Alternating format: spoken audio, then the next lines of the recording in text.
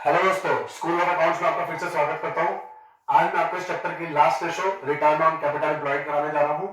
चलिए, नाम से ही जैसे सजेस्ट हो पा रहा है, रिटर्न ऑन कैपिटल एम्प्लॉयड मतलब जो भी आपने कैपिटल एम्प्लॉय की है, लगाई है बिजनेस में पैसे को इन्वेस्ट किया है, उस पर आपको क्या मिल रहा है? बेसिकली जो रिटर्न मिल रहा है, मैं उसकी बात कर रहा हूं। जो आपको क्या मिल रहा है? रिटर्न मिल रहा है, मैं उसकी बात कर रहा हूं। तभी हमने इसको क्या बोला? Return on capital employed. ठीक है ना दोस्तों? चलिए, net profit before interest tax and dividend upon capital employed. ठीक है ना? और प्रॉफिटेबिलिटी रेशियो है इंटू 100 तो बनता ही है। ठीक है, चलिए, स्केड्यूल 3 की बैलेंस शीट नहीं भूलनी। ठीक है ना? वो मैं आपको भूलने नहीं दूंगा, मैंने आपको जितना हो सकता है उसको याद दिलाया है। ठीक है ना? क्यों सर? फिर से स्केड्यूल 3 की बैलेंस शीट बेटा फिर से स्टार्ट करेंगे। Total equity and liabilities, total और हटा देते हैं, is equals to total asset. ठीक है, देखना अब जितने भी क्वेश्चन होंगे ना, मैं इसके थ्रू करूंगा। मैं कोई नए फॉर्मूले याद नहीं करने वाला, कुछ भी नया याद नहीं करने वाला, क्योंकि मैं सिर्फ क्या फॉलो करूंगा? स्केड्यूल 3 की बैलेंस शीट। ठीक है ना? इसको अगर याद रहेगी तो आपको कुछ भी फॉर्मूले वगैरह पढ़ने की जरूरत नहीं है। तीन चीजों से मिलकर बनता था: share holder fund, non current liability, current liability. और ये कैसे बनता था बच्चों? नॉन करंट एसेट और करंट एसेट। ठीक है, ध्यान से, अगर मैं इन दोनों को ऐड कर दूं तो ये हमारा है कैपिटल एम्प्लॉयड।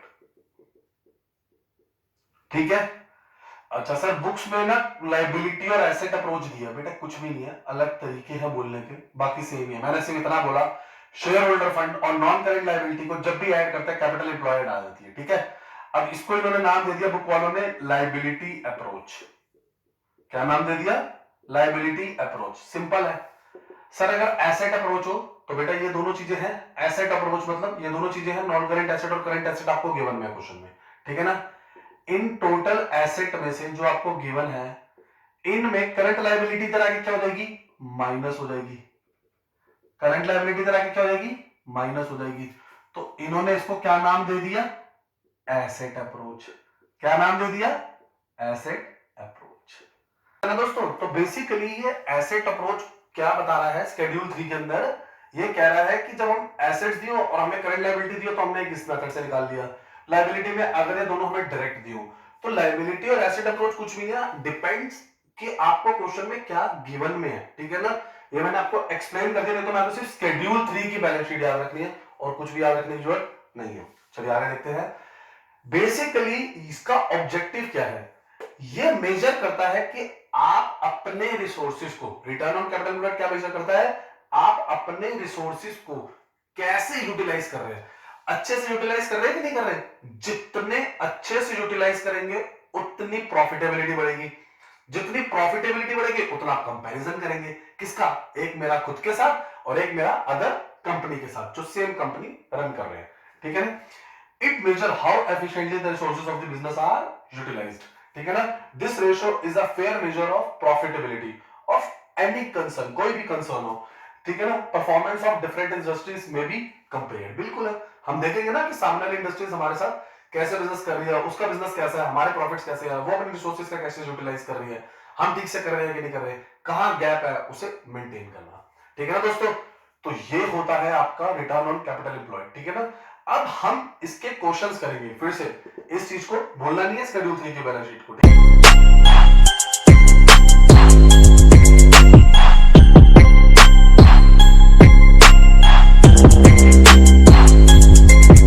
दोस्तों मैं क्वेश्चन नंबर 129 टीएस ग्रेवाल का आपके लिए करने जा रहा हूं। 129वां क्वेश्चन। दोस्तों मैंने ये भी मिटाया नहीं है। ठीक है ना? देखना, मैंने आपको कहा था ना बैलेंस शीट में डालूंगा, कोई एक्स्ट्रा फॉर्मूले याद नहीं करना, बस शेड्यूल 3 की बैलेंस शीट याद करनी है। ठीक है ना? दिखाते हैं एक बार आपको। आपको दोस्तों नेट फिक्स एसेट दिए हैं, लिख लेते हैं 20 लाख। मैंने आपको बताया था इन दोनों को ऐड करते तो क्या जाता है? कैपिटल एम्प्लॉयड, ठीक है ना, इन दोनों को ऐड करते तो क्या आ जाता है कैपिटल एम्प्लॉयड, मतलब share holder funds plus non current liability, दोनों मिलाकर क्या बनते हैं आपके कैपिटल एम्प्लॉयड, ठीक है।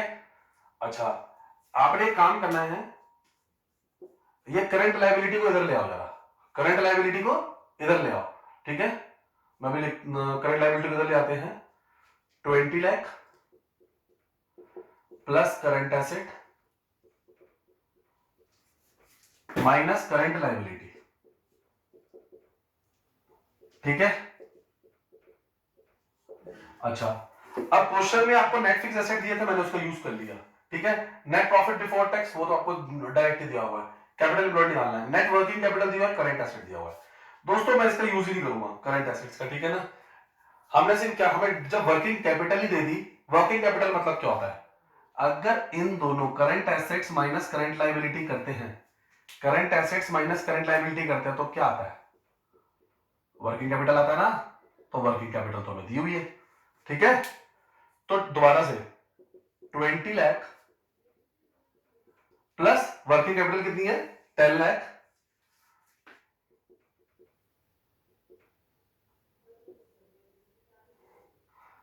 तो ये कितना आ गया 30 लाख, कितना आ गया 30 लाख, ये आपका क्या आ गया कैपिटल एम्प्लॉयड, क्या आ गया कैपिटल एम्प्लॉयड, क्लियर है। चलिए फॉर्मूला क्या था, फॉर्मूला क्या था, फॉर्मूला में वैल्यू प्लेस कर दे, बस फॉर्मूला में वैल्यू प्लेस कर दे, net profit before interest tax and dividend, ठीक है। मैं इसको ना इधर कर रहा हूं ताकि थोड़ा बड़ा बड़ा लिख सके। Net profit before interest and tax and dividend कितना आ गया, net profit before interest tax and dividend, ठीक है ना। ये कितना दिया हुआ है 6 लाख दिया हुआ आपको, कितना दिया हुआ है 6 लाख, ठीक है ना, दिया हुआ ना। चलिए नेट प्रॉफिट रेशियो निकालते हैं, 6 लाख अपॉन कैपिटल एम्प्लॉयड, ये हमने यहां से निकाल लिया था, कैपिटल एम्प्लॉयड हमने निकाला भी 30 लाख, प्रॉफिटेबिलिटी रेशियो तो इंटू 100, सॉल्व करेंगे 6 5 दा, सारे जीरो से जीरो गए, 5 2 दा, तो 20% इज योर आंसर। तो नेट प्रॉफिट रेशियो आपका क्या रहा है 20%, ठीक है दोस्तों। अब मैं आप लोगों को क्वेश्चन नंबर 131 टीएस ग्रेवाल की एक्सरसाइज का कराने जा रहा हूं, ठीक है, लास्ट क्वेश्चन है। अच्छा देखते हैं दोस्तों, इस बार ना आपको net profit after interest and tax दिया हुआ है, ये भी एक मुद्दा है इसके अंदर भैया, ठीक है ना। अच्छा फिर से कैपिटल एम्प्लॉयड तो बहुत इजी है सर, आपने एक ही शेड्यूल 3 की बैलेंस शीट याद होनी चाहिए, आपने बताई दी है, फिर एक बार दोबारा बताई दो बढ़िया रहेगा, ठीक है बेटे वही करते हैं फिर से। करंट लायबिलिटी कितनी दी हुई है 2 लाख, ठीक है ना। करंट एसेट कितने दिए हुए 4 लाख, अच्छा फिक्स एसेट कितने दिए हुए 6 लाख, ठीक है। 10% लॉन्ग टर्म डेट, अब देखो शेयर होल्डर फंड तो दिए नहीं है, तो इसलिए हमने लायबिलिटी अप्रोच ना करके जिसको हम क्या करते हैं एसेट अप्रोच कह लो, ठीक है ना। या सिंपल सा ये वाली चीज तो गिवन में नहीं है, ये वाली चीज गिवन होने से कुछ फायदा नहीं है, तो हम क्या कर रहे हैं इस वाले मेथड के थ्रू कर रहे हैं, ठीक है ना। चलिए अच्छा दोस्तों ये चीज मार्क करके रख लेना, ये 10% जो लिखा है ना लॉन्ग टर्म डेट 4 लाख का, फिर से 10% जो लिखा हुआ ना लॉन्ग टर्म डेट, ये देखो इधर 10% ऑफ 4 लाख दैट इज 40,000, ये क्या है आपका इंटरेस्ट है, इंटरेस्ट ऑन डेट है ये, ठीक है। इसका यूज कौन होगा सर, इसका यूज कौन होगा बेटा, ये देखना net profit before interest and tax था इसके अंदर, लेकिन ये क्या है आफ्टर है, ठीक है ना। आफ्टर है तो उसको ऐड बैक करना है वापस, ठीक है। अभी मैं आपको दिखाता हूं क्या करना है इसका यूज, ठीक है। पहले कैपिटल एम्प्लॉयड निकाल ले, अच्छा जी 6 lakh plus 4 lakh 10 lakh, current liability इधर आ जाएगा माइनस 2 लाख, तो ये कितना आ गया 8 लाख, ठीक है। तो हमारे पास कैपिटल एम्प्लॉयड आ चुका है, हमारे पास कैपिटल एम्प्लॉयड आ चुका है कितना 8 लाख, ठीक है जी। सर लॉक कर दो इसको तो, ठीक है कैपिटल एम्प्लॉयड आ गया जी। अब नेट प्रॉफिट जो है वो आपको आफ्टर दे रखा है, क्या दे रखा है आफ्टर दे रखा है, हमें क्या करना है उसका बिफोर में यूज करना है। तो दोस्तों मैं एक चीज लिख रहा हूं, प्रॉफिट बिफोर टैक्स होता था, उसमें से हम टैक्स माइनस करते थे तो प्रॉफिट आफ्टर टैक्स आता था। क्लियर है? अच्छा, let the profit before tax be x, profit before tax be x. ठीक है, हमने इसे एक्स मान लिया। टैक्स का रेट कितना है? 20%, तो ये हो गया 20/100x। प्रॉफिट आफ्टर टैक्स कितना दे रखा है आपको? 1 लाख। क्लियर है? 100 इधर चले जाएगा, 100x minus 20x total upon 100 is equals to 1 lakh. ठीक है, तो 80x upon 100 is equals to 1 lakh.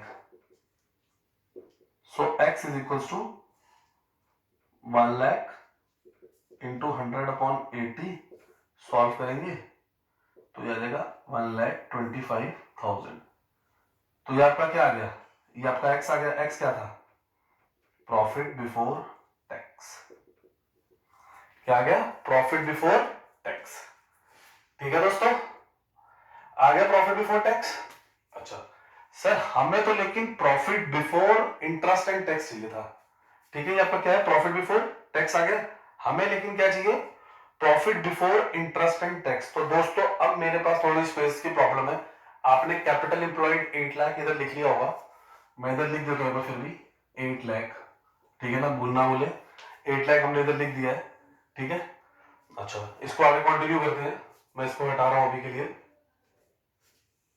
अच्छा जी, हमें क्या चाहिए था? हमें क्या चाहिए था? हमारे पास आ गया प्रॉफिट बिफोर टैक्स 1,25,000। हम इसके अंदर क्या ऐड कर देंगे? Interest on long term debt जो आया था, स्टार्टिंग में बताया था ना कैसे आया था, फिर दोबारा बता देता हूं। 10% ऑफ 4 लाख। अभी मैंने आपको स्टार्टिंग में बताया था 4 लाख का 10%, ये कितना आ गया? 40,000। 1,65,000 आ गया दोस्तों। ये क्या आ गया आपका? अब ये क्या आ गया? 1,65,000। ये आ गया बेटा profit before interest and tax. क्या आ गया? Profit before interest and tax. ठीक है, कितना आ गया? 1,65,000। ठीक है, तो चलिए वैल्यू प्लेस कर दे सर बस। Net profit before interest tax and tax कितना आ गया? 1,65,000 आ गया। 8 लाख याद है ना, हमने लिखा था 8 लाख इंटू 100 का। सो आपका बच्चा आंसर आ जाएगा इसके अंदर 20.6%। 1 डेसिमल तक निकालना है। ठीक है, कैलकुलेटर ना यूज करो, आपने नहीं करना, बीकॉम में हो तो यूज कर सकते हैं। ठीक है दोस्तों, यहां पर हमारा रिटर्न और कैपिटल एम्प्लॉयड निकलता है, टॉपिक खत्म होता है, रेशियोज का चैप्टर खत्म होता है। ठीक है, सारी वीडियोस इंटर रिलेटेड है। इससे पहले एक बार अगर आपने मेरी स्केड्यूल 3 फाइनेंशियल जो मैंने बैलेंस शीट वाली वीडियो बनाई अगर नहीं देखी तो प्लीज जरूर देख लेना, क्योंकि मैंने पूरा ये चैप्टर बैलेंस शीट के बेसिस पे बताया। फॉर्मूले ज्यादा क्राइम करने की जरूरत नहीं पड़ेगी। ठीक है दोस्तों, और अगर चैनल को लाइक एंड सब्सक्राइब नहीं किया तो कर लो। ठीक है, एंड लास्ट सब्सक्राइब करके बेल आइकन दबाना ना भूलना। Thank you.